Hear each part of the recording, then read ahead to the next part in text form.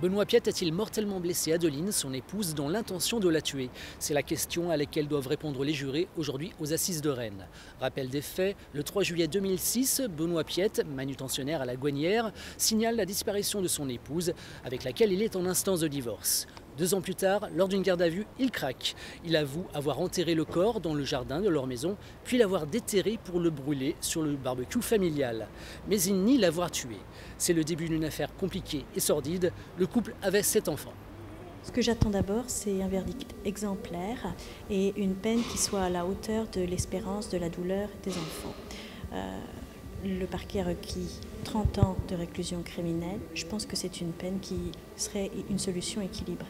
Mais il n'a jamais voulu tuer sa femme. Un meurtre, c'est la volonté de tuer son conjoint. Il n'a pas voulu la tuer. Et effectivement, une peine de 30 années de réclusion criminelle, ça me semble beaucoup trop par rapport à ce qu'il a commis. Benoît Piette est un homme froid, peu bavard, qui peut se montrer violent quand il a trop bu. C'était le cas lors de cette nuit fatale. Après avoir fourni plusieurs versions, dans lesquelles il était évidemment innocent, il a admis cette semaine, et pour la première fois, avoir porté un coup mortel à Adeline, mais sans jamais avoir voulu la tuer. Cela convaincra-t-il les jurés? C'est peu probable.